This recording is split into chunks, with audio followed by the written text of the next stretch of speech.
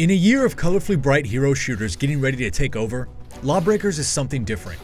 It's a hybrid of a hybrid, as strange as that sounds, mixing the feel of a frantic arena shooter with the tactics of a character class team shooter.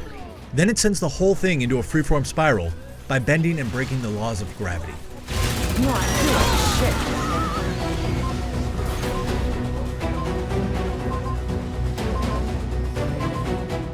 Boss Key's shooter takes place in our future, after the appropriately named Shattering broke up part of the Earth and introduced gravity anomalies.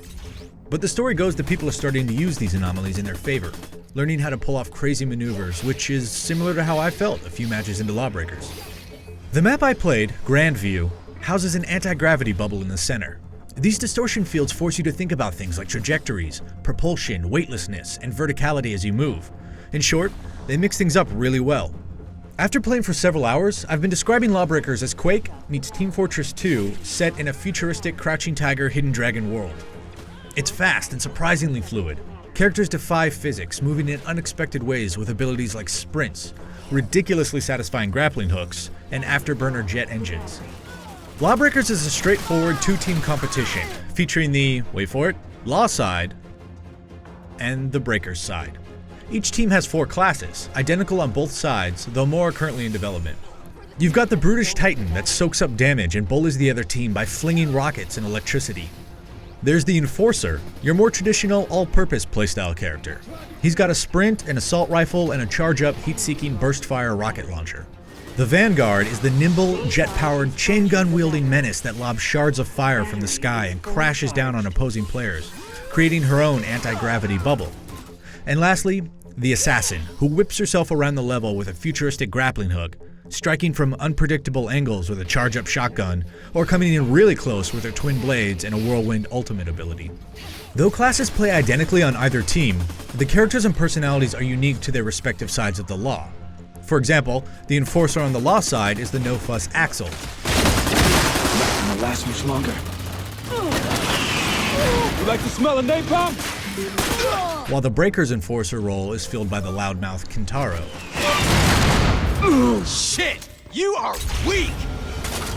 And down goes another self-righteous fool! But each class comes equipped with a movement ability, a utility or damage ability, and an ultimate ability, along with their primary and secondary weapons. For example, the Titan's equipped with a rocket launcher for long range and an electricity gun that spews continuous arc of close-range damage. The Titan's also got a chargeable leap, letting you close the gap and turning anyone in your impact zone into pulp. But, like all roles in Lawbreakers, the Titan is most dangerous when its ultimate ability, which charges over time, is ready to go.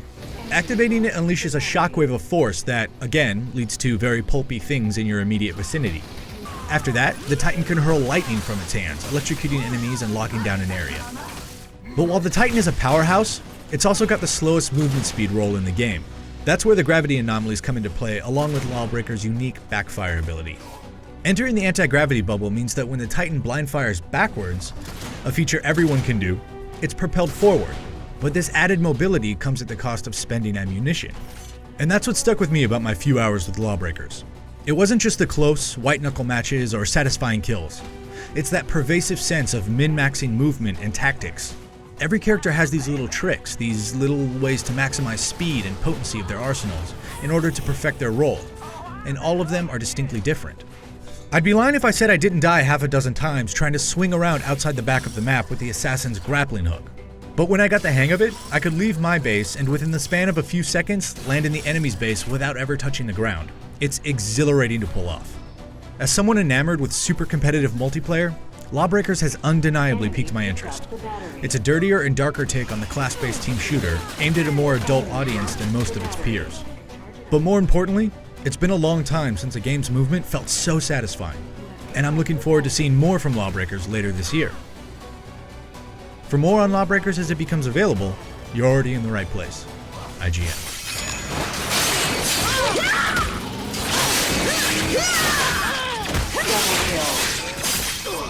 Triple kill.